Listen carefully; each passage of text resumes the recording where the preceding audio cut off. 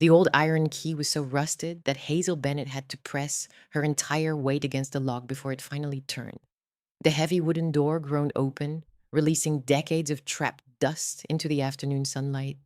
She covered her mouth as the smell reached her. Damp timber, old machine oil, rotting wood, forgotten dreams. The abandoned mill stretched before her like a sleeping giant. Broken windows let narrow beams of sunlight cut through the darkness. Rusted machines stood frozen where workers had left them years ago. The roof sagged dangerously. Rainwater dripped steadily into rusted metal buckets that someone had placed there long before anyone stopped caring. Behind her, the family attorney closed his briefcase. "Miss Bennett," he said gently, "this officially completes the transfer of ownership." Hazel slowly turned around. This, she looked back at the ruined building. "Was everything?" The attorney nodded. "According to your father's will." A loud laugh echoed from the gravel driveway. Her older brother, Nathan Bennett, leaned casually against his brand new luxury SUV while spinning a set of expensive office keys around his finger. "I told you," he said with a grin. "Dad finally found somewhere to dump the family trash." Their mother, Margaret, adjusted her designer sunglasses before speaking. "You should appreciate that your father remembered you at all." Nathan couldn't hide his amusement.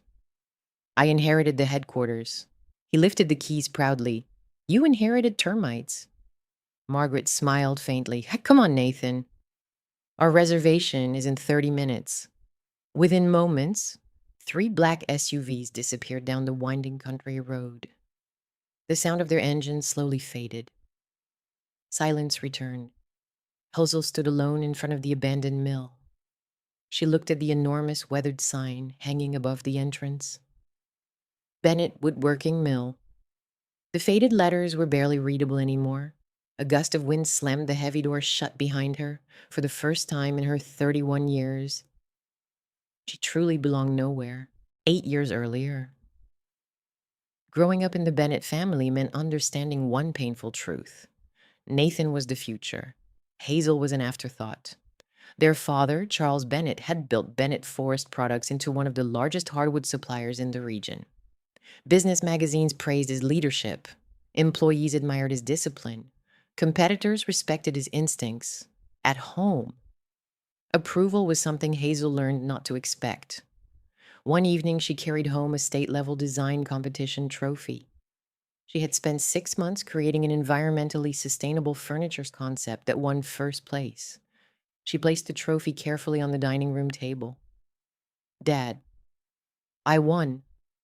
Charles barely glanced away from the financial reports in front of him. "That's nice." Nathan looked up from his phone. "What was the competition?" "Industrial design." Hazel smiled hopefully. There were more than 600 entries. Charles nodded once. "Did it pay anything?" The smile slowly disappeared from Hazel's face. "No." He returned to his paperwork. "Then focus on something that builds a career." That was the entire conversation. Later that evening, she quietly carried the trophy upstairs. No one ever asked to see it again. Hazel found comfort somewhere no one else bothered to visit. Behind the company's massive lumber yard stood an old workshop that had once belonged to her grandfather. The building smelled of cedar and walnut. Old chisels still hung neatly on the walls. Half-finished furniture sat beneath white sheets covered in dust. Most people saw abandoned equipment. Hazel saw possibilities. She spent nearly every weekend there. She taught herself furniture restoration through old books, online tutorials, and countless mistakes. She sanded cracked tables, repaired broken cabinets, restored antique rocking chairs. Sometimes she sold the finished pieces online under an anonymous account. The money wasn't important. What mattered was reading reviews from strangers. Beautiful craftsmanship. "This table feels like it has a soul. Whoever restored this deserves recognition." Those words meant more than any compliment she'd ever received at home. One Saturday afternoon, Charles unexpectedly walked into the workshop. He watched silently as Hazel carefully carved a decorative pattern into an old oak cabinet. "What are you doing?" She smiled. "I found this in storage. I'm restoring it." Charles walked around the cabinet once before shrugging. You've spent 3 weekends fixing junk. It isn't junk. She gently brushed sawdust from the carved wood. It just needed someone to care. Charles folded his arms. People who want successful careers don't waste time playing carpenter. I'm not playing. No. He looked around the dusty workshop. You're hiding. Without another word, he walked away. The sound of the closing door echoed through the empty building. Hazel stared at the unfinished cabinet for several minutes. That afternoon, she cried for the first time in years, not because of what he said, because a small part of her had still hoped he might finally be proud. The only person who truly understood her was her grandfather. Arthur Bennett had built the original woodworking mill more than 50 years earlier. Long before Bennett Forest Products became a corporate giant, Arthur had made handcrafted furniture one piece at a time. Every Saturday afternoon, he invited Hazel to visit. They drank tea in his tiny office while sunlight streamed through dusty windows. Arthur rarely talked about money. He talked about people. What do you think makes a chair valuable? He asked one afternoon. Hazel studied an antique rocking chair beside the fireplace. The wood. Arthur smiled. Partly. The design. Closer. She thought for another moment. The person who made it. Arthur nodded. Exactly. He gently ran his hand across the polished armrest. Factories build products. Craftsmen build memories. Hazel never forgot those words. Another afternoon, Arthur handed her a rough piece of walnut. What do you see? She turned it over several times. A cracked piece of wood. Arthur smiled warmly. I see a dining table where a family will celebrate birthdays for 50 years. He looked directly into her eyes. The difference isn't talent. It's vision. College changed very little. Nathan studied business administration at one of the country's most prestigious universities. Charles proudly displayed every award Nathan received. Hazel chose sustainable industrial design. Whenever relatives asked why, Charles answered before she could. She's creative. The word sounded strangely dismissive, as though creativity couldn't possibly build a future. Hazel stopped trying to explain herself. Instead, she spent every free weekend helping Arthur organize the old mill. The building had already closed by then. Most machines no longer worked. The roof leaked, the business had been forgotten, but Arthur refused to sell it. One rainy afternoon, Hazel finally asked why. You could make a fortune selling this land. Arthur slowly smiled. I could. So why don't you? He looked around the empty workshop. Because not everything valuable can be measured today. Hazel frowned. I don't understand. Arthur leaned back in his old chair. You will someday. Then he added something she wouldn't truly understand until years later. Never confuse an inheritance with an opportunity.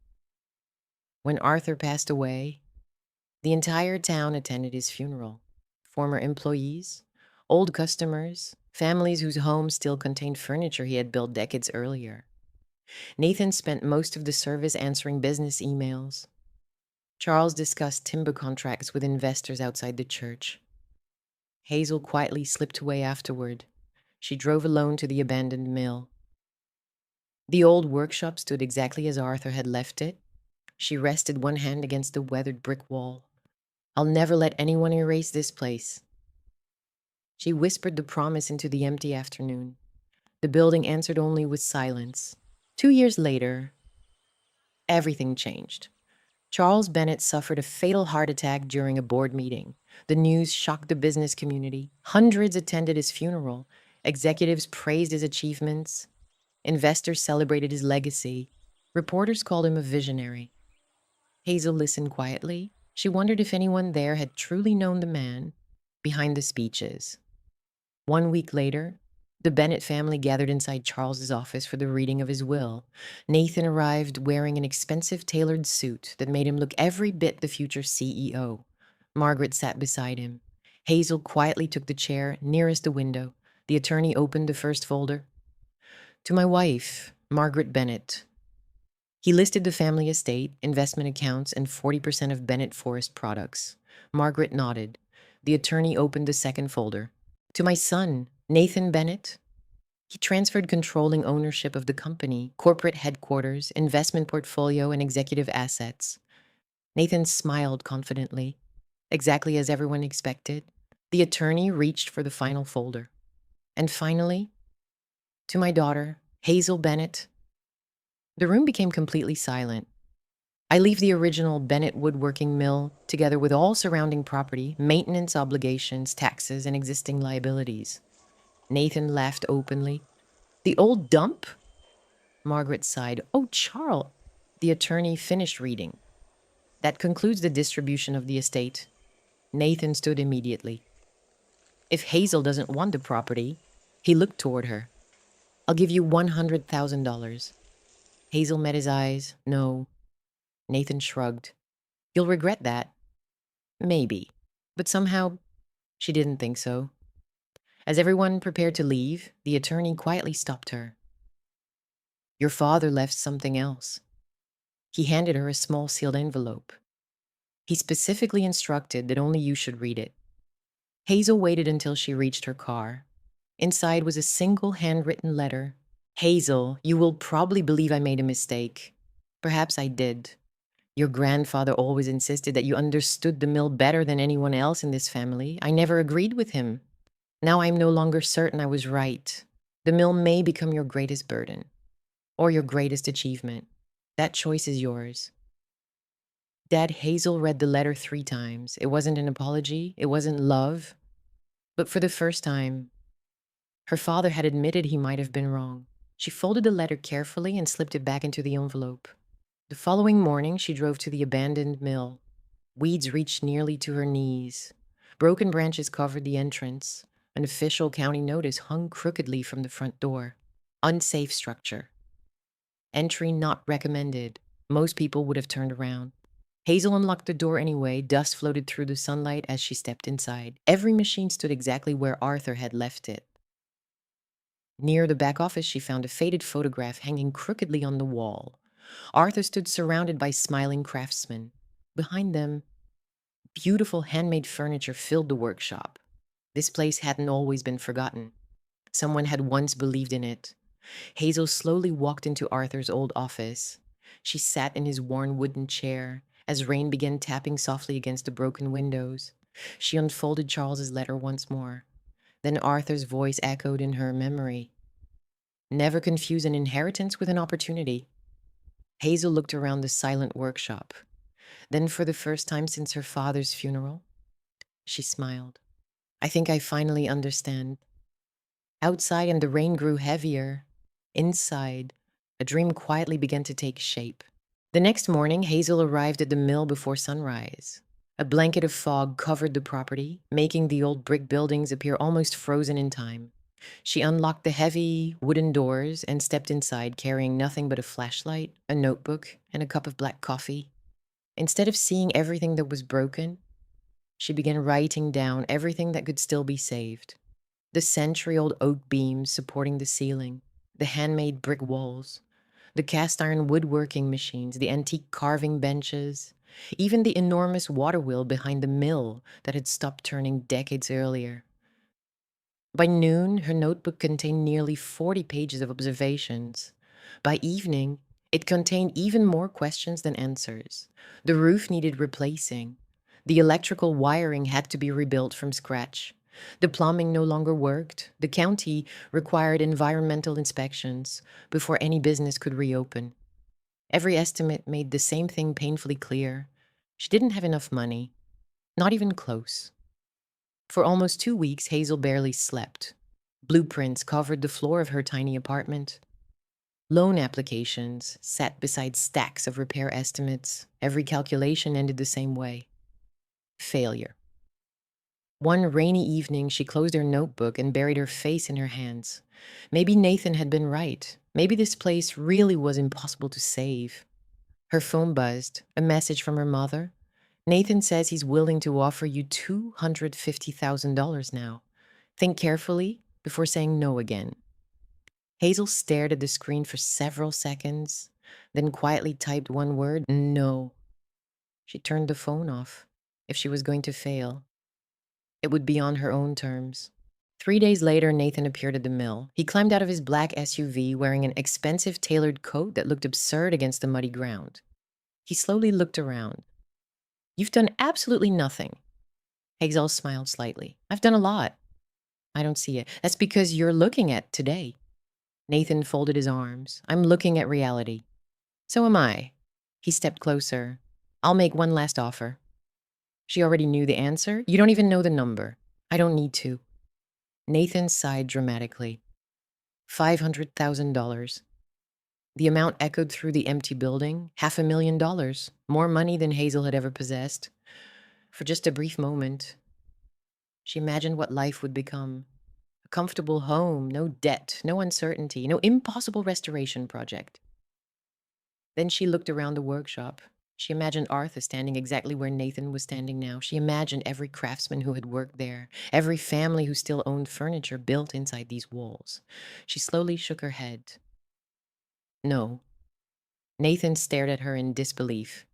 You'd rather gamble everything? No. She looked directly into his eyes. I'd rather build something. Nathan laughed. You've always been sentimental. And you've always underestimated me. For the first time, his smile disappeared. 1 month later, reality struck harder than ever. The county delivered an official warning.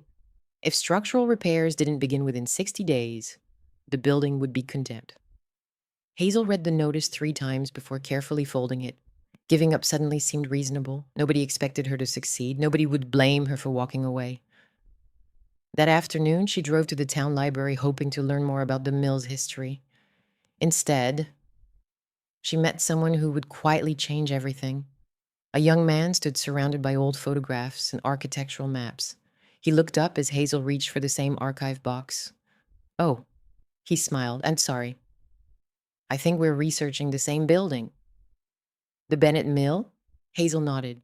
You know it. He extended his hand. My name's Julian Reed. I'm an architectural historian. Hazel shook his hand. Hazel Bennett. Recognition flashed across his face. The Bennett family? She smiled awkwardly. Unfortunately. Julian laughed softly. I've been documenting historic industrial buildings across the state. He carefully opened an old photograph. I've wanted to visit your grandfather's mill for years. Hazel leaned closer. The photograph showed Arthur standing proudly beside a dining table surrounded by smiling craftsmen. The workshop looked full of life. I've never seen these. Julian smiled. Most people haven't. He turned another page. What made this place famous wasn't production. It was craftsmanship. He pointed toward a handwritten signature carved beneath a table. Every piece left this workshop signed by the person who built it. Hazel frowned. I never knew that. Almost nobody does. Julian carefully closed the album. That's what makes it extraordinary. Something stirred inside Hazel. Not a business plan. Not yet. Just a possibility. That evening, she couldn't stop thinking about those photographs. Modern factories produce thousands of identical products every day. Fast, cheap, forgettable. But handcrafted furniture, that told a story. People weren't simply buying tables, they were buying memories. The next morning, Hazel drove 3 hours to attend a custom furniture exhibition. She spent the entire day asking questions, listening, learning. One elderly couple stood admiring a handcrafted walnut dining table. The husband smiled. Our grandchildren will probably eat dinner here long after we're gone. His wife nodded. That's why we're buying it. Hazel quietly smiled. She finally understood. She wasn't rebuilding an old business. She was reviving a forgotten tradition. The first year tested every ounce of determination she possessed. She sold her apartment, moved into the abandoned office above the workshop. The tiny room had no proper heating, no shower, no kitchen, only a folding bed, a camping stove, and one small desk. Every dollar she earned went back into the mill. She watched plumbing tutorials late into the night. Retired electricians volunteered to inspect her work. She spent endless hours scraping old paint, repairing brick walls, and replacing rotten timber. Most evenings, she collapsed into bed completely exhausted. Her hands became rough. Her shoulders constantly ached. Still, She returned every morning. One stormy afternoon, she climbed onto the roof to repair another section. Halfway across, the rotten boards suddenly gave way. Hazel crashed through the ceiling, landing painfully on an old workbench below. For several minutes, she couldn't breathe. Rain poured through the hole above her. Lying there, staring at the gray sky, she laughed, a tired laugh. If this place doesn't kill me, it might actually survive. The following morning, someone knocked on the front door. Hazel expected another county inspector. Instead, Julian stood outside carrying 2 cups of coffee. I figured restoration projects require caffeine. She smiled for the first time in days. You guessed correctly. He spent hours walking through the building instead of criticizing unfinished work. He admired it. You preserved the original beams. They're stronger than new ones. You repaired the stone foundation. It deserved saving. You even restored your grandfather's workshop exactly as it was. Hazel nodded. It felt wrong to change it. Julian looked around quietly. I think you're restoring more than a building. She looked at him. What do you mean? I think, he smiled, you're restoring hope. No one had ever described her work that way. Those words stayed with her long after he left. Meanwhile, Nathan couldn't stop thinking about Hazel's refusal. $500,000? She had walked away without hesitation. Curiosity finally got the better of him. He ordered one of Bennett Forest Products' analysts to investigate. What exactly is she doing out there? A week later, the analyst returned. Mostly restoration. Nathan frowned. No manufacturing? Very little. So she's losing money. It appears so. Nathan leaned back. Keep watching. Nearly 18 months after inheriting the mill, Hazel received her first customer. Not a wealthy designer, not a luxury hotel. Just an elderly widow carrying a broken rocking chair. My husband built this here. She placed the faded chair gently on the workbench. He made it when we got married. Tears filled her eyes. I know buying another would be cheaper.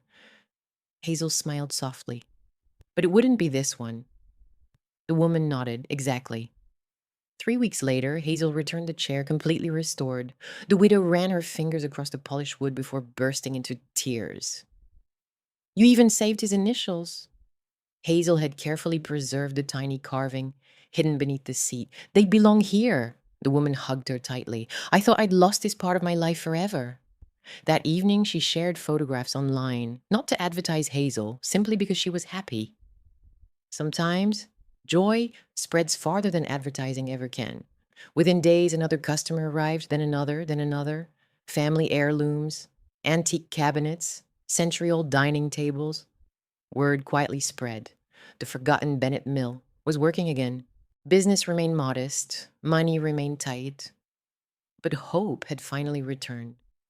One crisp autumn morning, an older man appeared carrying a weathered toolbox.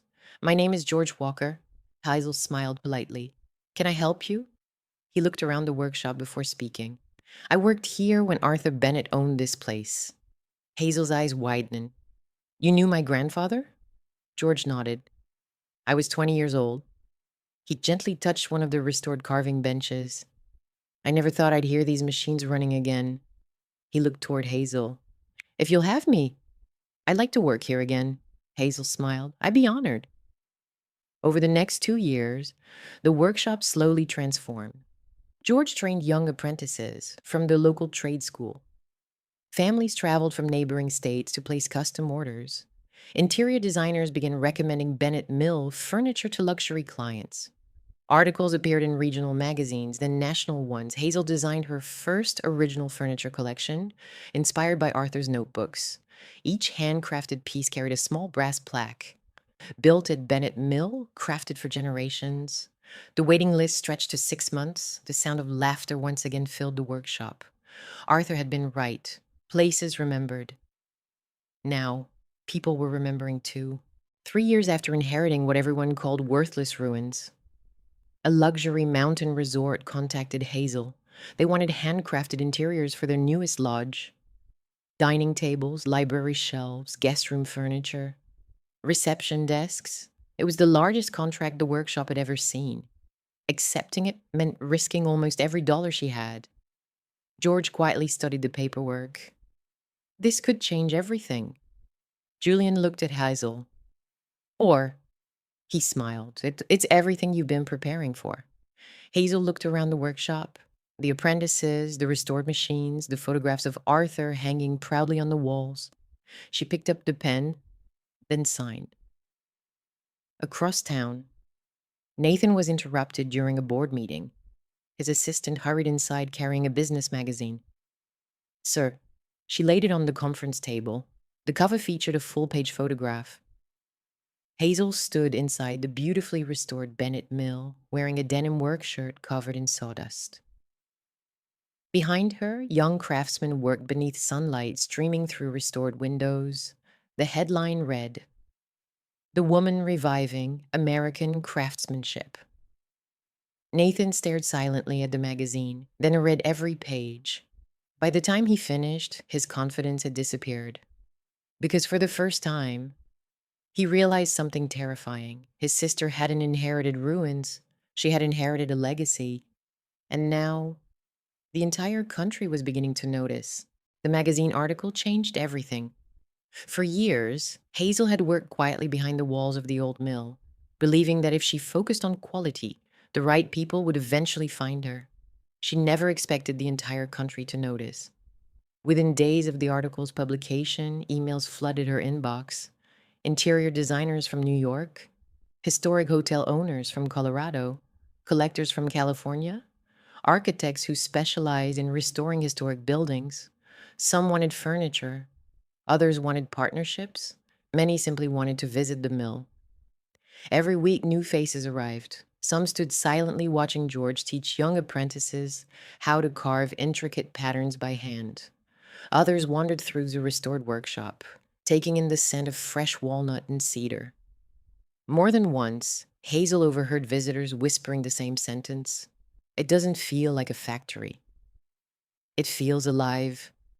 Those words always made her smile, because that was exactly what Arthur had dreamed of. One Saturday morning, Hazel noticed a little girl standing near one of the display tables. She couldn't have been older than 8. She gently ran her fingers across the smooth wooden surface.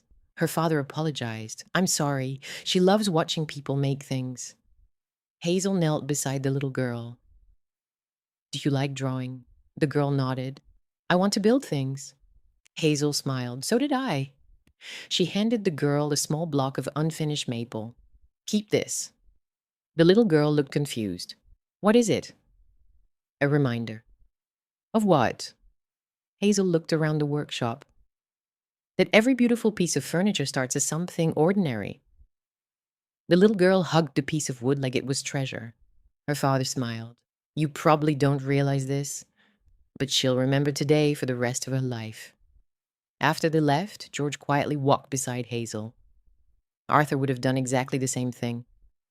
Hazel looked toward the workshop doors. "I learned from the best." Across town, Nathan was having a very different morning. Another quarterly board meeting had just ended. Sales remained steady. Profits were respectable. Investors were satisfied.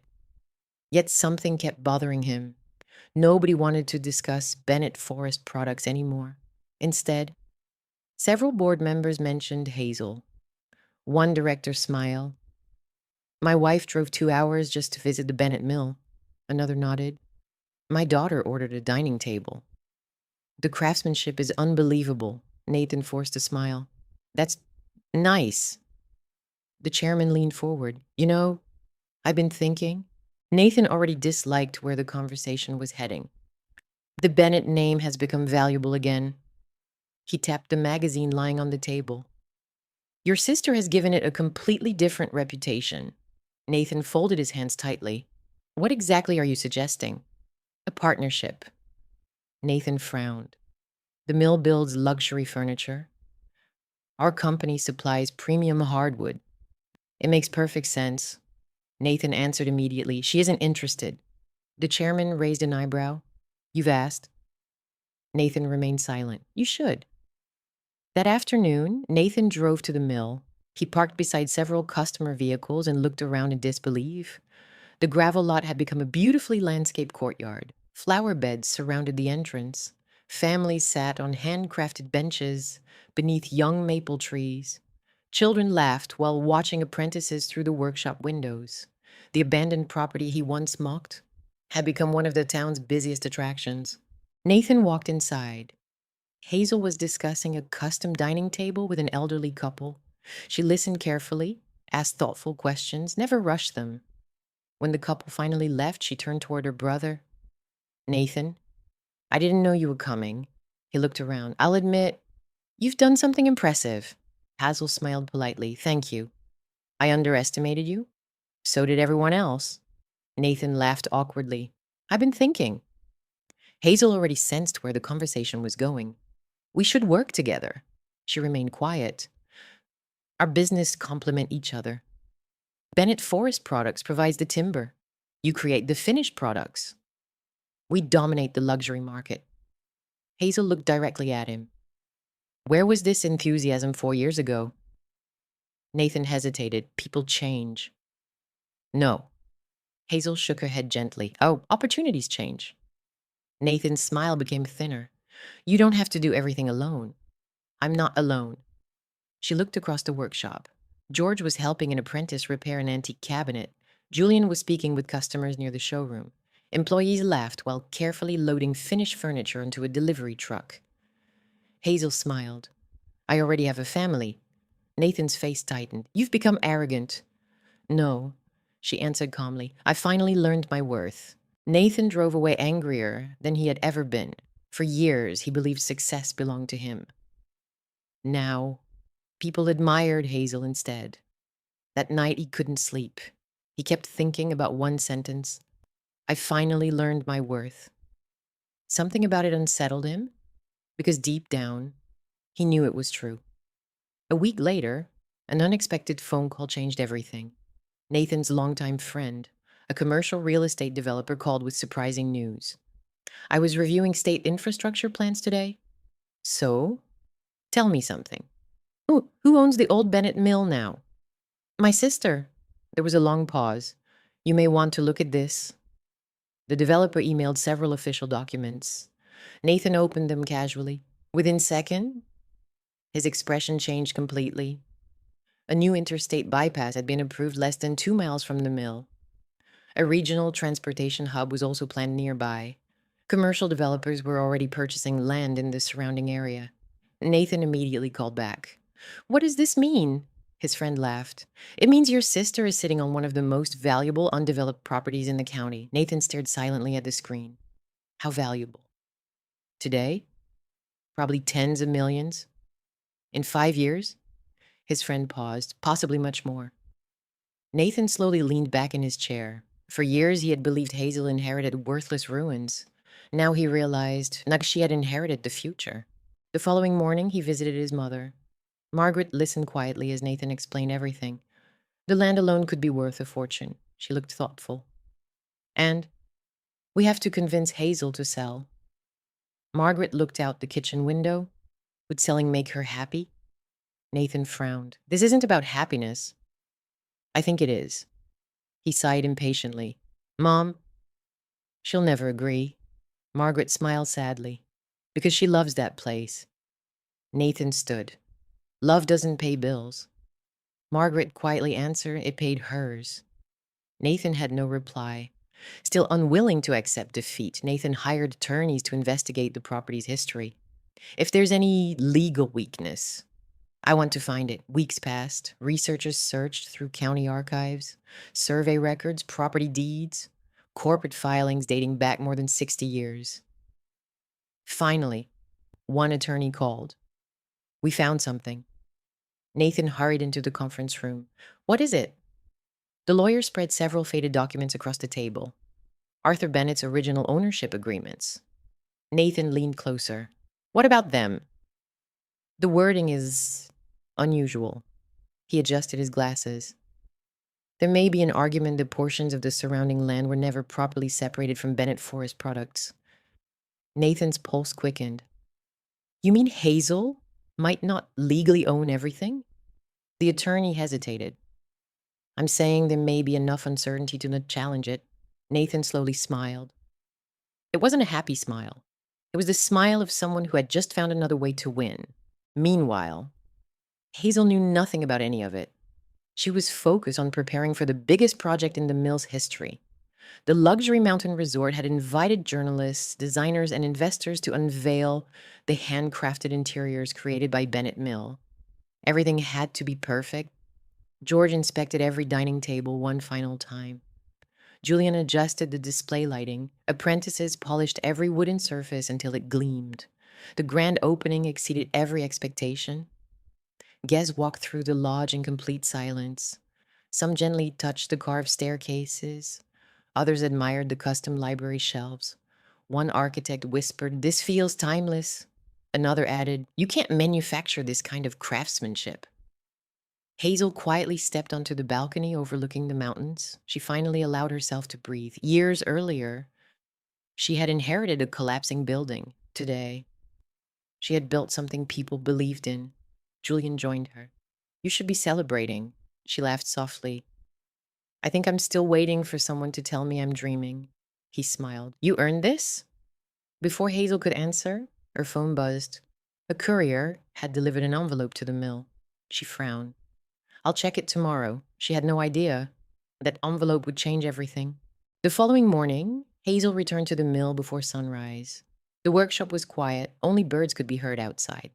She unlocked her office. The large envelope rested neatly on her desk. No return address, no company logo, only her name. She carefully opened it. Inside was a formal legal document. Her eyes scanned the first page, then stopped. Notice of property ownership dispute. She turned to the final page. The signature at the bottom made her heart sink. Nathan Bennett Hazel slowly lowered the papers. She looked through the office window toward the workshop her grandfather had built. The workshop she had spent 4 years bringing back to life. The workshop everyone suddenly wanted, not because they loved it, because it had become valuable. Her family hadn't returned to congratulate her. They had returned to take everything. Hazel sat alone in Arthur Bennett's old office long after everyone else had gone home. The legal notice remained open on the desk. She had read it at least a dozen times. The words never changed. Notice of property ownership. Dispute at the bottom of the final page, Nathan's signature. She leaned back in Arthur's worn leather chair and stared through the office window. Outside, George and the apprentices were locking the workshop for the evening. The lights slowly went out one by one. 4 years. 4 years of rebuilding. 4 years of scraped hands, sleepless nights, unpaid bills, broken machinery, impossible deadlines, and endless doubt.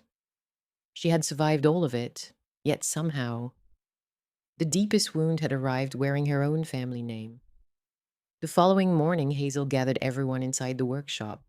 George, Julian, the apprentices, office staff, every person whose livelihood now depended on Bennett Mill. She held the legal paper in her hands. "I won't hide this from you." She explained everything. Nathan's lawsuit, the claim over the surrounding land, the possibility that the case could drag on for months. Silence filled the room. Finally, one apprentice nervously asked, "Does this mean we'll lose our jobs?" Hazel immediately shook her head. "No." Another employee spoke. "What if they shut the mill down?" "They won't." George stepped forward before Hazel could continue. "I worked for Arthur Bennett for 28 years. He looked around the room. "I've watched this family during their best days and their worst." Then he smiled. "And I've never been more confident than I am today." Everyone looked to him. This mill survived recessions. It survived floods. It survived bankruptcy. It survived being forgotten. He looked toward Hazel. "It will survive this too." One by one, heads began to nod. Nobody left. Nobody quit. Instead, everyone returned to work. The sound of saws and chisel filled the workshop once again. Hazel felt something she hadn't expected. She wasn't carrying the burden alone anymore. Nathan, meanwhile, was certain victory was only a matter of time.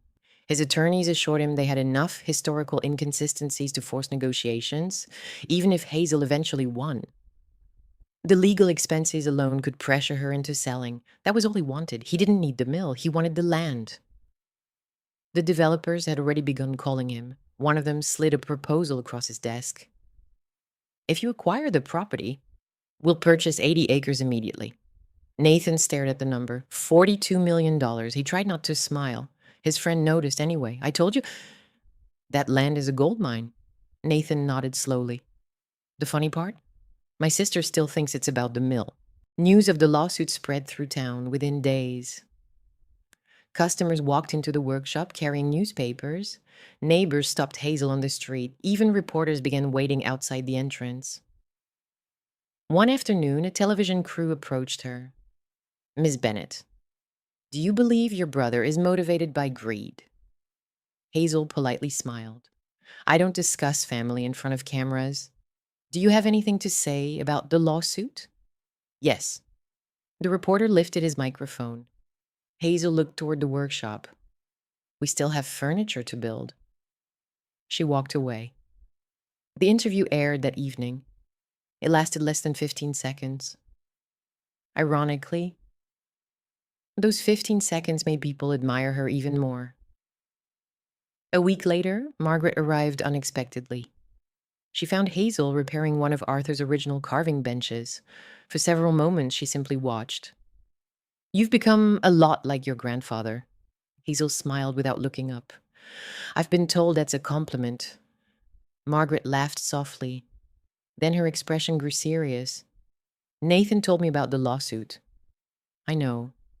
He believes he's protecting the family. Hazel finally looked at her. Does he? Margaret hesitated. I don't know anymore. She slowly walked through the workshop.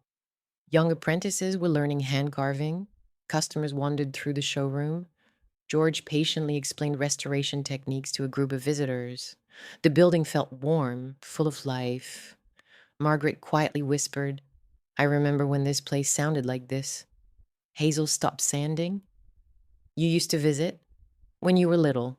She smiled faintly. Your grandfather always insisted we have lunch here on Saturdays. Hazel had never known. Margaret touched one of Arthur's old workbenches. I forgot how happy he was here. She turned toward her daughter. And I forgot how happy you were. That evening, Margaret returned home unusually quiet. Nathan noticed immediately. You went to see Hazel? Yes. What did she say? Not much. Nathan poured himself a drink. Good.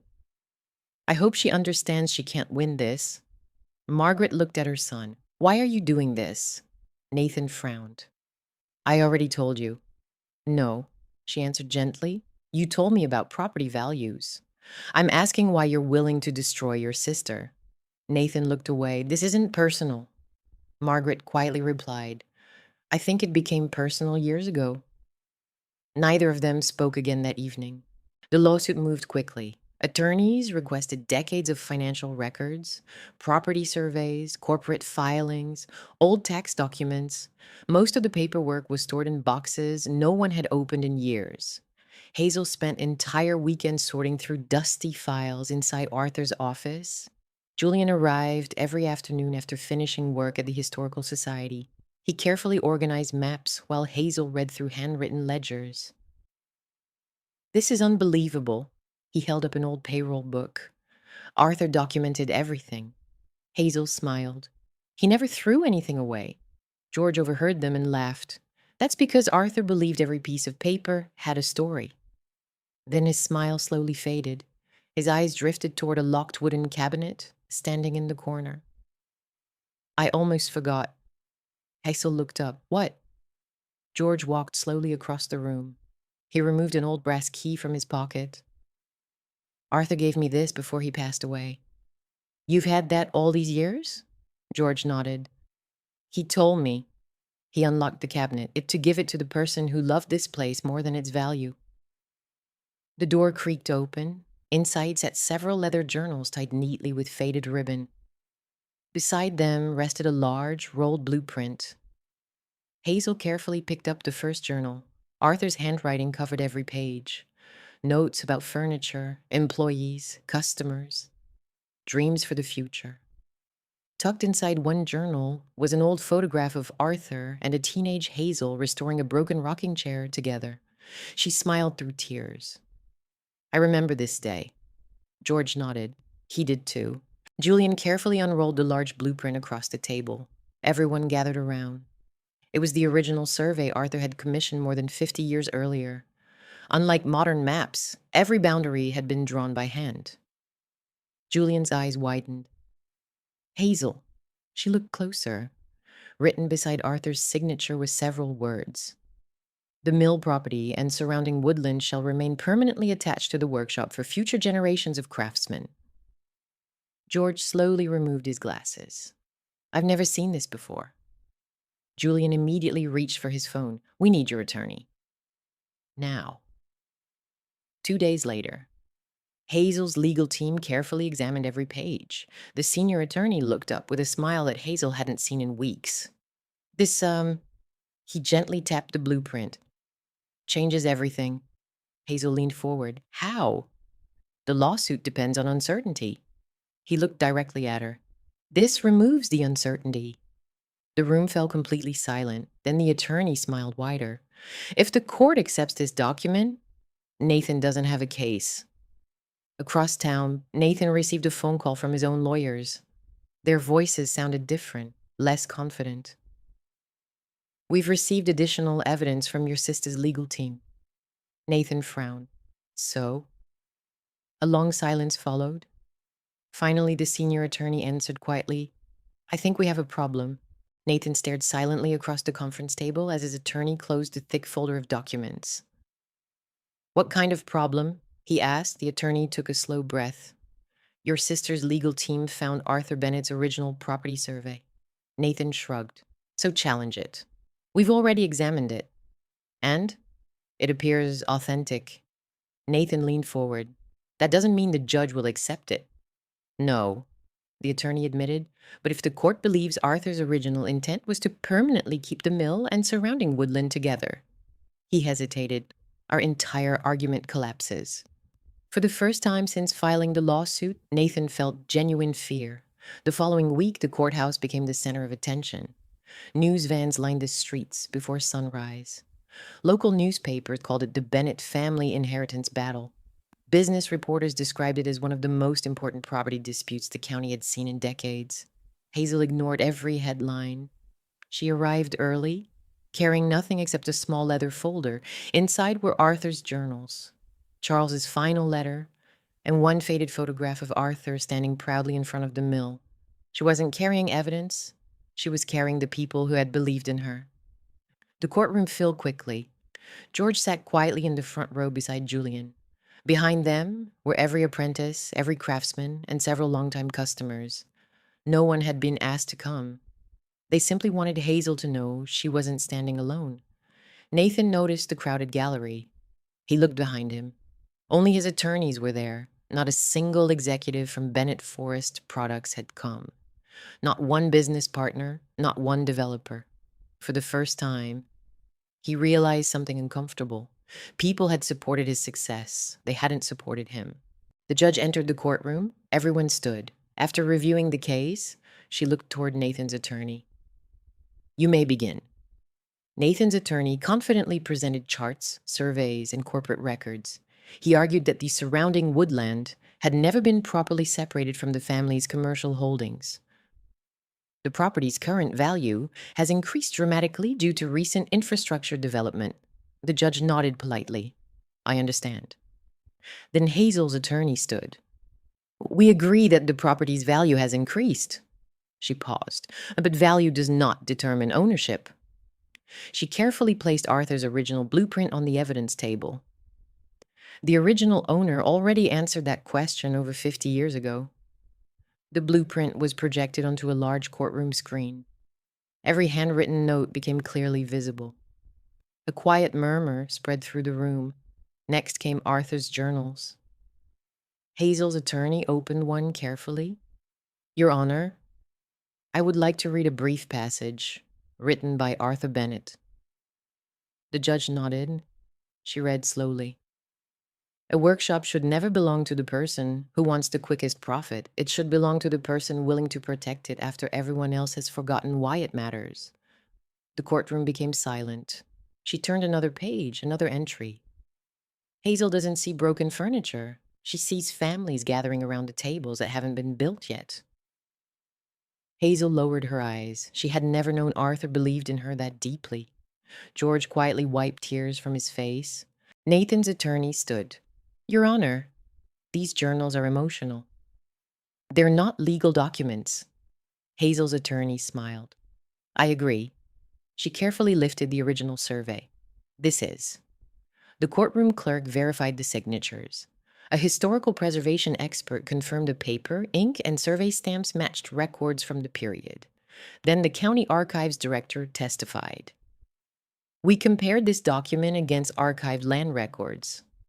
It is authentic. Nathan's attorney's confidence slowly disappeared. Then came an unexpected witness, Margaret Bennett. Nathan looked shocked. Mom. She quietly walked to the witness stand. After taking the oath, Hazel's attorney asked one simple question. Mrs. Bennett, did Arthur Bennett ever discuss the future of the mill? Margaret took a long breath. Many times. What did he say? He always believed the mill should belong to the person who loved it. She looked toward Hazel. He believed that person was my daughter.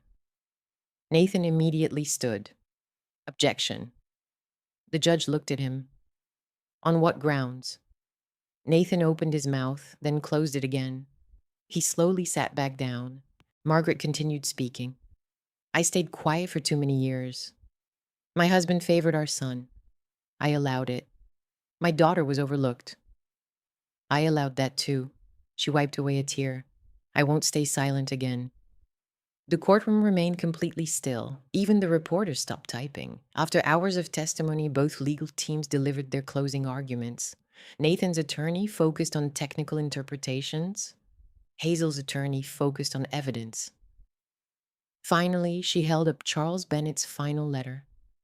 My client didn't inherit this property because she was lucky. She inherited it because 2 generations of this family believed she was the only one who would protect it. She gently folded the letter, and she proved them right. The judge announced a short recess. The courtroom emptied into the hallway. Nathan approached Hazel for the first time since the trial began. You could still settle. Hazel looked at him quietly. You mean give you the land? I'm trying to save this family. Hazel shook her head. No. You've been trying to save an investment. Nathan sighed. You don't understand how much money we're talking about. Hazel smiled sadly. That's exactly the difference between us. You still think this story is about money. She walked away before he could answer. 1 hour later, everyone returned to the courtroom. The judge adjusted her glasses and began reading her decision. This court finds that the original ownership documents, historical surveys, and supporting evidence clearly establish Arthur Bennett's intent regarding the Bennett Mill and its surrounding property. She looked directly toward Nathan. The plaintiff has failed to demonstrate any legal ownership interest. The claim is dismissed with prejudice. She paused. Furthermore, she looked at Nathan once more.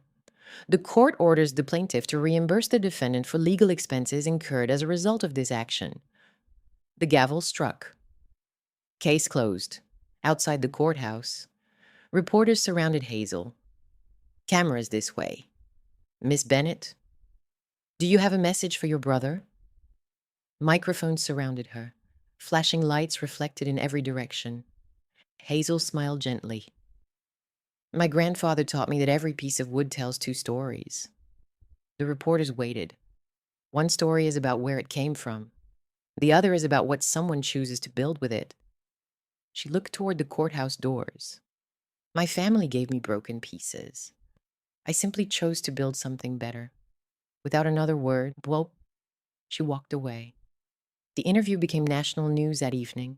Nathan remained alone on the courthouse steps. Developers stopped calling. The board of Bennett Forest Products quietly questioned his judgment. Several investors resigned within months. His lawsuit hadn't protected the company. It had damaged its reputation. For the first time in his life, Nathan understood that winning every argument didn't make someone respected. Character did. Life slowly returned to normal at the mill. Orders continued arriving from across the country. The waiting list stretched nearly a year. New apprentices joined every season.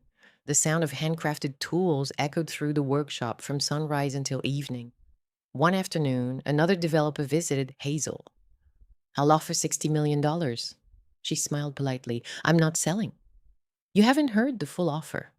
"I don't need to." He looked genuinely confused. "Everyone has a price." Hazel glanced across the workshop. George was teaching three teenagers how to hand-cut dovetail joints. Julian was photographing a newly completed walnut dining table. Visitors smiled as they watched the craftsmen work. Hazel turned back. "I already own everything I wanted." The developer quietly folded his papers and left. Instead of selling the land, Hazel announced something no one expected. She donated part of the surrounding woodland to establish the Arthur Bennett School of Traditional Craftsmanship. Young men and women from across the country received scholarships to learn woodworking, furniture restoration, and sustainable design. Another section of the forest became protected conservation land, ensuring it would never be replaced by shopping centers or parking lots. The remaining property allowed the mill to grow while preserving its history. Arthur's dream would outlive everyone who had built it. One crisp autumn afternoon, Margaret returned to the mill. She found Hazel beneath the old oak tree Arthur had planted decades earlier. "I owe you more apologies than I can count." Hazel smiled softly. "I know." Margaret laughed through tears. "I kept waiting for someone else to fix this family." She shook her head. "I should have started with myself." For a long moment, neither woman spoke. Finally, Hazel stepped forward and embraced her mother. The past hadn't disappeared. Some wounds never do. But forgiveness wasn't pretending the hurt never happened. It was deciding the hurt wouldn't decide the future. As the sun began to set, everyone gathered in front of the restored mill for a tradition George had started years earlier. Every apprentice, every craftsman, every employee, every completed project was photographed before leaving the workshop. George stood beside Hazel and smiled. "You know what Arthur used to tell us?" Hazel looked at him. "What?" He said. George laughed quietly. "People think buildings are made from brick and wood." He looked around at the smiling faces surrounding them. "But the strongest buildings are built from the people who refuse to give up on them." Hazel looked at the glowing mill. Years earlier, everyone had called it worthless. Today, children dreamed of learning there. Families traveled across the country to visit it. Craftsmen once again signed every piece they created. Arthur had been right all along. An inheritance isn't measured by what someone leaves behind, it's measured by what the next generation chooses to build. Hazel slipped Charles's final letter back into Arthur's journal and placed both inside the restored office, side by side. One father who learned too late, one grandfather who believed from the very beginning. Both had shaped her journey. As laughter echoed across the courtyard, Hazel looked toward the old mill one final time. People once saw only ruins. She had seen a future. And because she never stopped believing in it, no one could ever take it away.